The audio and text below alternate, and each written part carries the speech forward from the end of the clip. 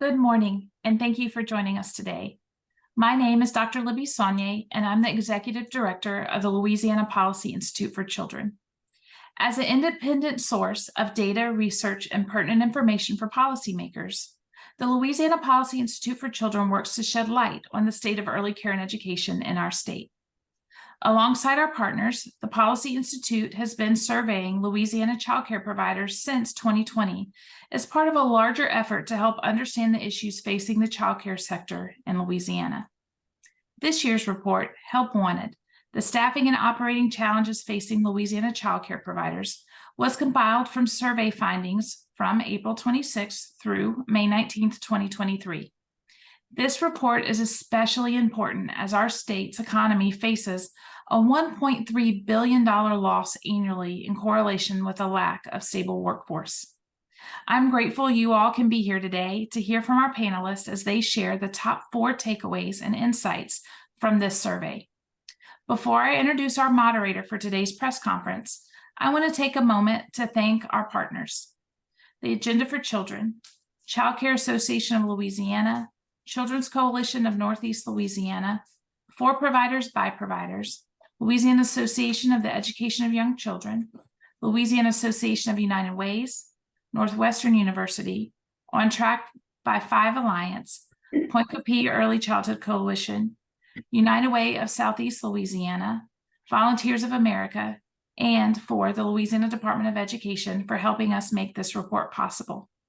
At this time, it's my honor to introduce you to today's moderator, Simone Holloway-Guidry, Director of Little Arrows Learning Academy in Thibodaux, Louisiana.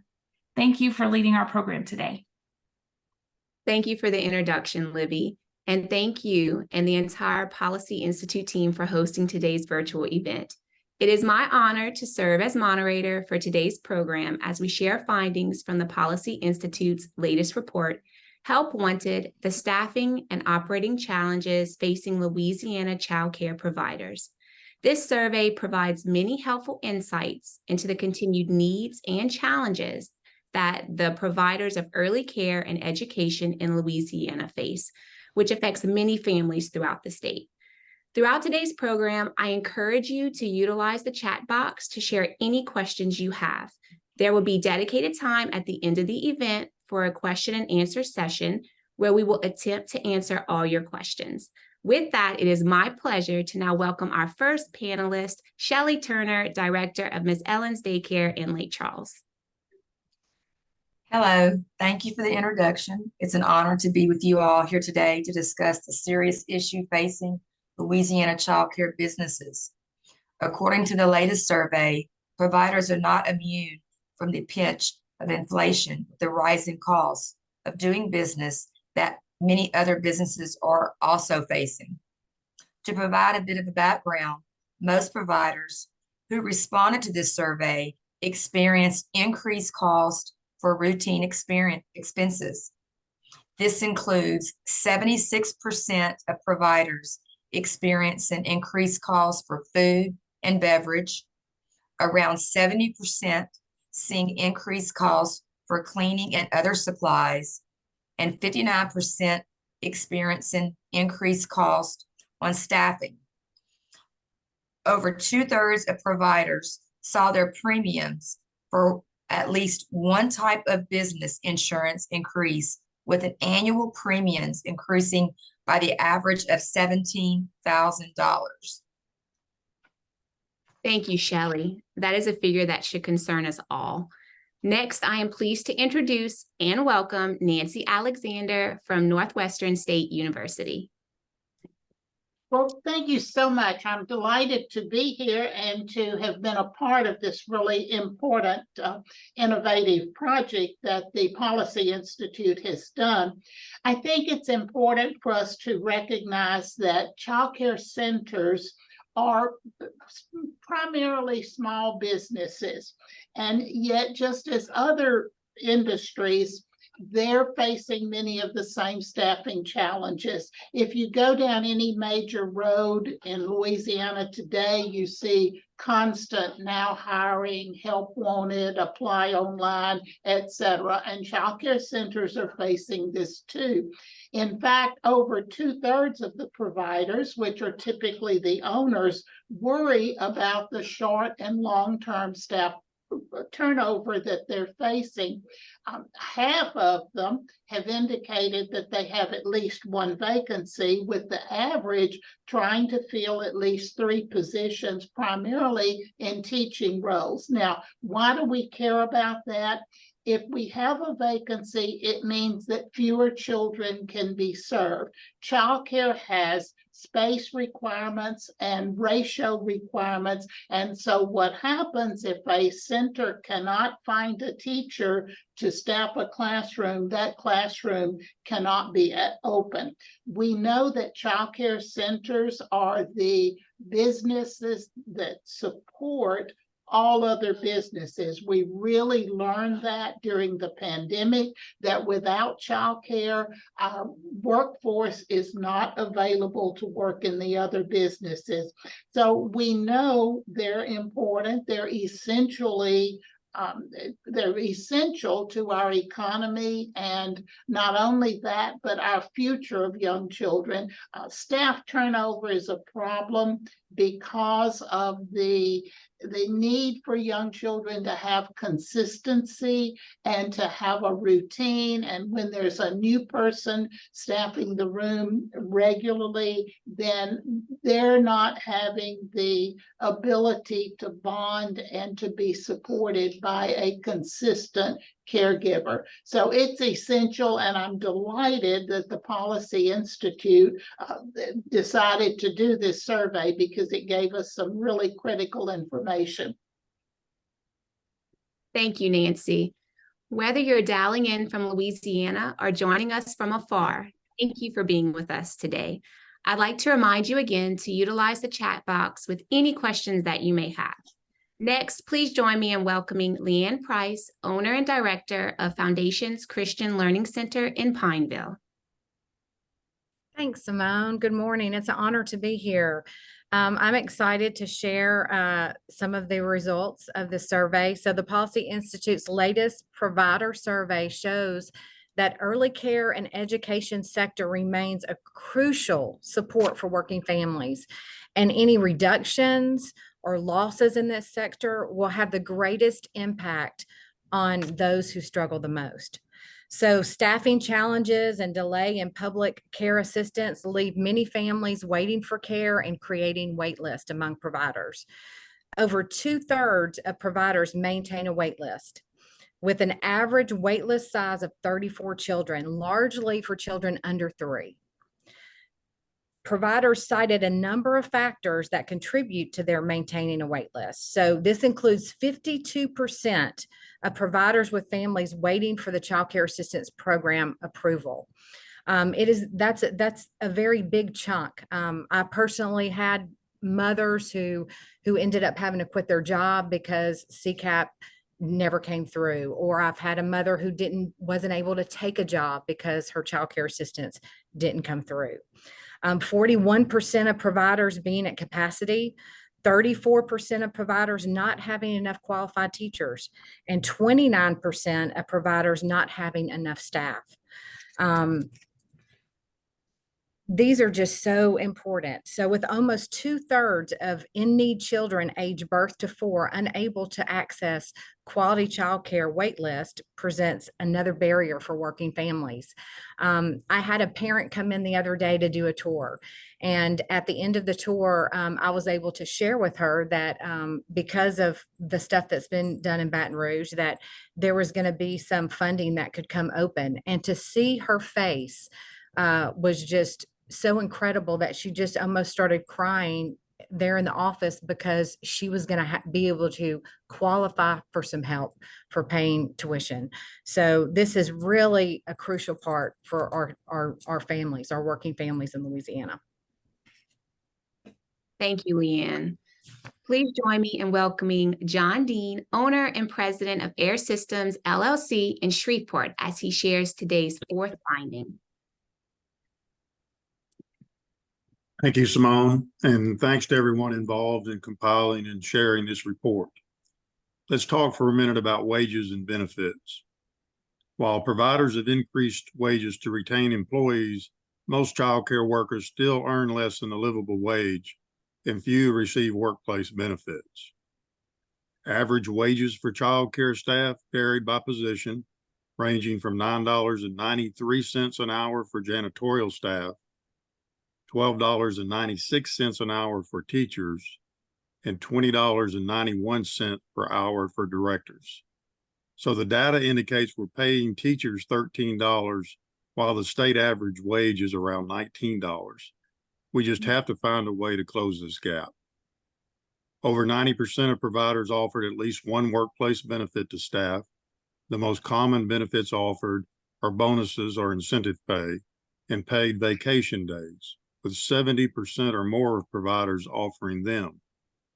Less than half of providers offered paid sick days, and less than 1/3 offered health insurance or retirement benefits. For providers that lost staff in 2023, over half of the departing employees cited higher wages at the new job as their reason for leaving. Accessible, quality childcare is an issue that impacts all businesses. The Blanco Institute calculates that every year, Louisiana businesses lose over $760 million to childcare breakdowns alone. Seeing these findings and learning that childcare businesses struggle to retain and recruit staff makes me very concerned about the future of our economy. Back to you, Simone. Thank you, John. Our next speaker is Dr. Jenna Chasson, the Deputy Superintendent of Teaching and Learning at the Louisiana Department of Education.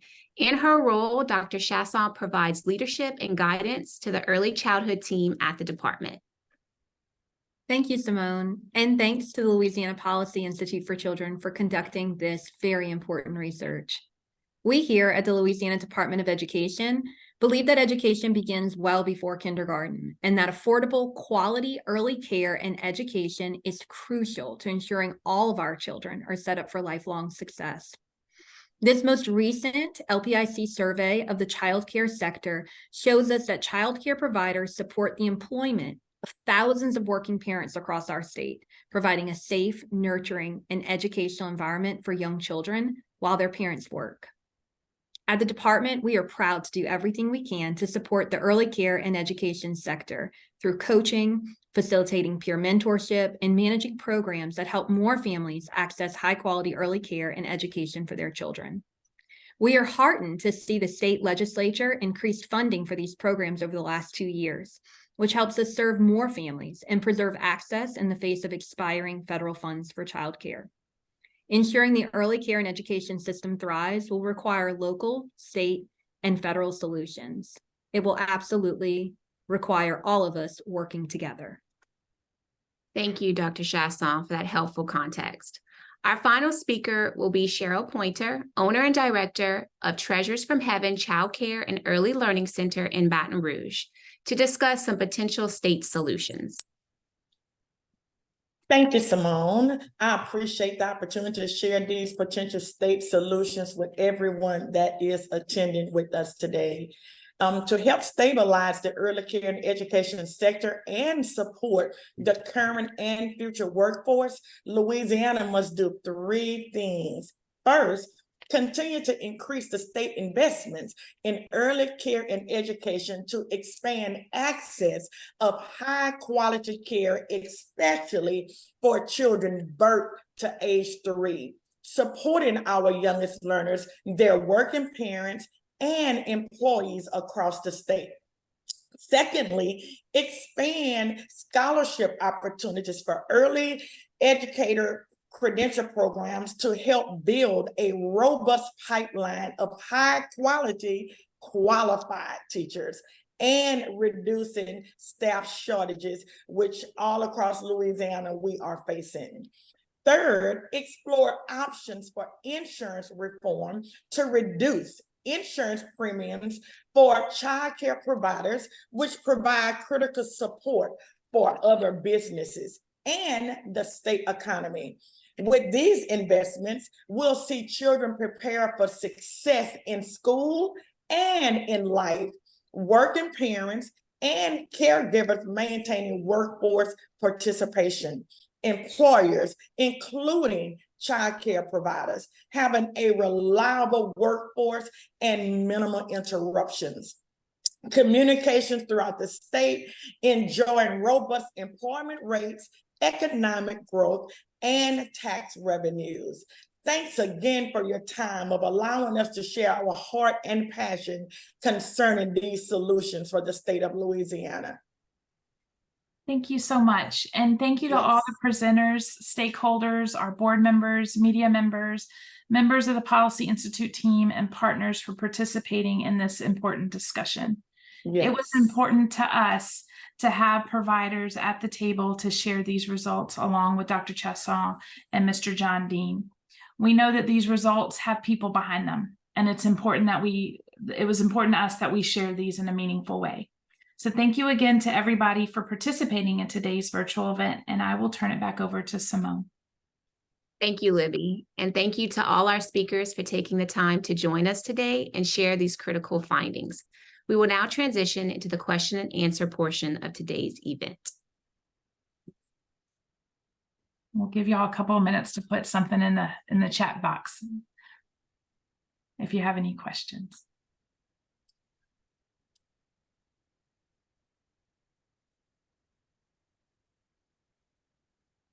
So I have one. I'm reading from Ms. Mack. We are a private school who has an SECD program at our school for pre-K 4-year-olds. It's hard to find assistants due to the requirements to qualify as a teacher assistant. But we know there are programs that offer funding or opportunities to earn their degrees for childcare centers and public schools. How can private schools be a part of receiving these services? I think either Nancy or Dr. Chasson can help field that question for us.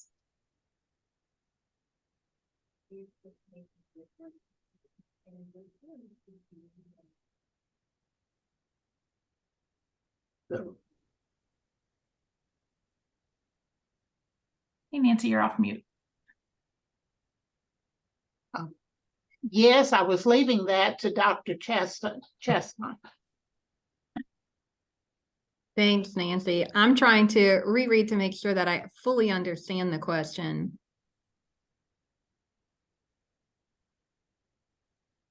Basically, for private schools, how do they take part in potentially pathways or other programs so that they can have teachers meet the requirements needed? And then Fair Shea followed up with a similar question around the early childhood ancillary certificate. What are some strategies to help, grow our own teachers and create the pipeline? Mm-hmm. These are definitely, Livy, all points of conversation that we're having right now, especially with some of our newer work around workforce. As we've talked about in today's press conference, I know when we teed up earlier, workforce issues are not just germane to early childhood, but are really across sectors. And I think there are so many things that we can learn from various sectors and what they've done to improve their workforce and strategies that are used. And so that grow your own mentality, Fair Shea, which is a great point here, is something that, we've seen K-12 do quite a bit of work in. And so there are absolutely some strategies that I think we can and should use in early childhood to grow our own teachers and create a pipeline. We've seen some really innovative things around the state. We've seen our networks and our providers working with parents to grow a pipeline, whether it's teaching assistants or head teachers. And so I think there are absolutely some strategies that we are on the cusp of, and we're seeing some of that innovation in pockets. And it's really about spreading some of those messaging so that it becomes more widespread across our state. Thank y'all so much. And then we had a question for Hamilton Simons Jones. What do panelists recommend that we do as a state to improve compensation and benefits for early care and education teachers without putting small childcare businesses out of business? So for our panelists, do y'all have any words of wisdom?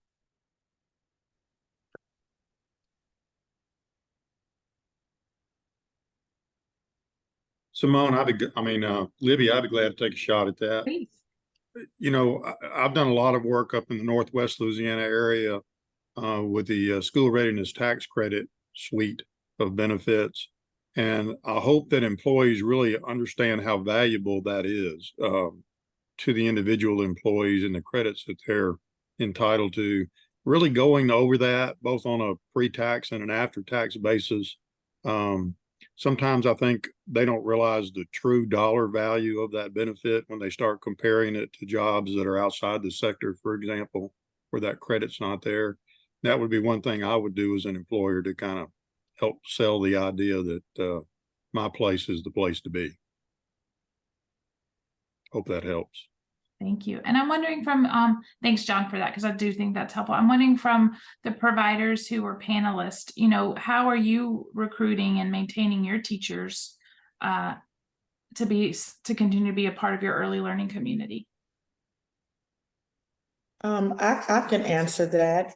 First, to answer the question about how are we to offer these benefits without putting small child care businesses out of business.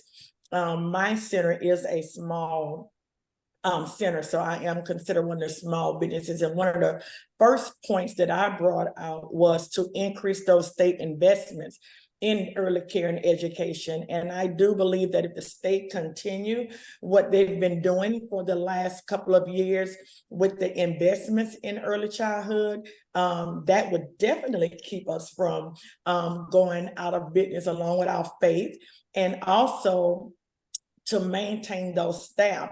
I've noticed that because I'm able to give staff raises and staff bonuses as benefits to those who are long-term employees, it helps their employee morale and they want to stay. They begin to make statements like work doesn't seem like work.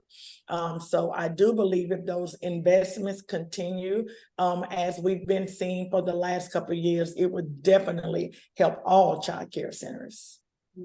And I'd like to add too, this is Nancy Alexander, that if you could consider your own career ladder within your program. In my other life as operating 5 child care centers at one time, we had that structure to where when you got a CDA, you got a bonus and a raise, and we created a salary scale. It wasn't equal to the public school, but it was the same idea of where people could look forward to, well, if I get this additional training, I am going to get a raise, not only a raise, but also a bonus. So that would take a longer conversation, I think, to explain, but it is one option for centers so that people don't see their job as a dead end. In other words, I'm hired at this salary, and 5 years from now, I may still be making this salary unless minimum wage goes up. Thank you for that, and Nancy. And then I'm just going to put Simone on the spot here because she owns Early Learning Center and runs several different types of programs. What do you do related, to being able to compensate your team members at your centers? I think, like they were saying earlier, with all the state help that we've been having lately, it really has provided us with an advantage to be able to give those bonuses, to be able to compensate teachers better. I feel like making sure that, our teachers feel like they are appreciated and they're coming into an environment that they are enjoying. Like someone said, it's not work, it's having fun. And I feel like for us, we do try our best to give them those incentives of, sick time and vacation time. And just trying to make them feel like they're a part of a team and that everyone's in this together. And I feel like when we created an environment where everybody feels like they're helping one another, I feel like we've been more successful with that. But obviously, being able to provide them with extra funds and with the state's help has tremendously blessed us. And we've been able to retain teachers and encourage people to come on board. And we were talking about the pathways, getting my teachers in their CDA programs and even the scholarships they offer for our teachers to go to college universities. That has been a bonus. We've been able to recruit more education majors doing that. So that's kind of what we've been doing on our end. So like this is real life what our center directors and owners are dealing with day in and day out, and how they retain their workforce. And as we shared earlier with the survey results, there's still more to do. And I see, a continued question about, from Ms. Mack related to NSECD and wondering like how are we retaining administrators and those types of things. And while that's not something that we directly asked in our survey, it is a concerning of how do we retain all levels of the workforce, from our teachers to our directors to our owners, because this is really, really hard work at the end of the day. There's a question from Dolores. Is there any early childhood center of training and learning for certifying? Perhaps the community businesses supports. Ms. Dolores, I'm not quite sure what you're asking. If you're able to clarify that.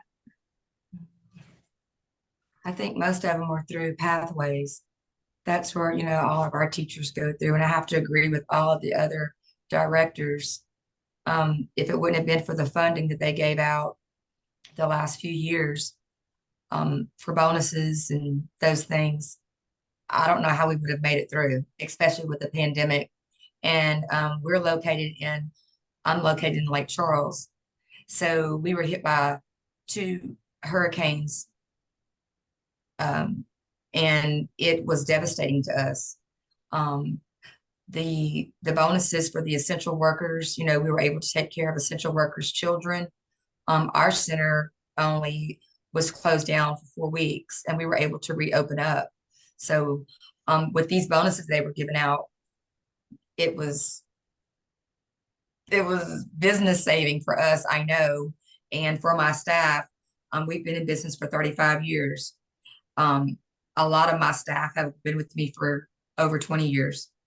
So I have to agree with all the other directors that if it wouldn't be for the state funding and for pathways, helping them obtain their CDAs and their ancillaries, we would have a serious issue. We're having issues now. We have a grant, we just received a CCAP B grant that we were awarded just recently. And what comes along with that is you have to have the staffing. I can accept children. I can have these children qualified for this CCAP 3 grant, but if you don't have the staff for it, what do you do? And I'm licensed for 138 children here. So if I had the staffing for it, I could fill up all of my classrooms. So that is the big problem, is staffing. So I think it's a struggle for all of us at this point. Yes, ma'am. Absolutely. Thank you for that and for that context, which is so important. There was a question asked if the survey only included type 3 centers. The survey included all types of centers, even though the majority of the respondents were from our type 3 centers that are part of the accountability system. But you can see the full report on our website at policyinstitutela.org. Leanne, I'm going to kick it to you if you have some final comments as the questions are kind of winding down. One of the questions, the last question, I'll kick it to you and see if you would like to answer. What we're hearing is that bonuses have helped retain staff and also hourly wage increases. What else have you potentially been doing to help, keep your center afloat and maintain the quality staff and team that you have? I keep trying to grow in this for sure. Yes, increasing wages are a big part of that. And the bonuses are a blessing, like, all the different ways that, being under the Department of Education and all of these fundings has definitely helped. I think, paid vacations, anything that we can give our staff, sick days are all very important. But I think too, at the end of the day, also, sometimes just knowing that a need is there and helping in that need is good. Someone had mentioned administrators too. I mean, any burnout, just being there for our teachers and supporting them, if you know of a need, just fill it for them, like just being a family is kind of important to staff. And I mean, it is about money, and we do have to, people do have to make a living. So I'm constantly trying to find ways to increase that for my staff. But being there and just really being tuned in to what's going on with them, just like you're wanting them to be in tuned to their children, we need to be in tune to our staff to keep that motivation and make sure they're okay.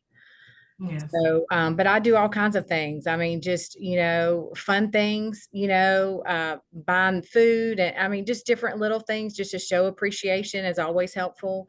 But at the end of the day, we are in a fight between, all of, fast food restaurant down the road. I mean, could potentially start out paying more than we pay. So it is a struggle. But learning, Aflac, there's all kinds of different things that don't necessarily cost us up front, that we can maybe grow in and end up being, paying more later, but maybe we could just have some things we can offer and help staff. Thank you so much. I also want to say that we had a few people join us late into the press conference. This is being recorded and will be shared on our website, along with the report that will be on our website as well, shortly. The other piece to know is that this is not a one and done survey. This survey actually began during COVID, where we actually did a series of 5 surveys on the impact of COVID-19 on early care and education in Louisiana. And what we found from those surveys is that we gathered a lot of really good, strong information that we worked with the Department of Education and all of our partners with to really advocate for for things like compensation and workforce to move the ball forward. And so we felt it was so important that we went back and now we'll do an annual provider survey to address just these issues and see over time how we are able to work together to meet the needs of the workforce of childcare. And as Cindy Bishop made a note in the chat, is childcare really is the backbone of our economy. Without childcare and the business of childcare, people can't go to work, parents can't go to work, school, or be looking for work. And so we know that we need these providers that are on here today and all the providers that help fill out this survey to make our economy sing. And so again, thank you all for being here today. Thank you especially to all of our panelists and to Simone for moderating. We live in a state of gratitude because we know that those of you all who are working in this early care and education field have a love for young children and want the very, very best for them. And we know at the end of the day, for Louisiana to be stronger, we need to start with successful children. Stay tuned. Thank y'all so much. Bye-bye. Thank you. Thank you. Thank you again to all of our presenters and all of you for attending. If you have additional questions or would like more information about any upcoming Policy Institute events, please email info@policyinstitutela.org. To read the full report and learn more about the work of the Louisiana Policy Institute for Children, visit www.policyinstitutela.org. Y'all have a great afternoon.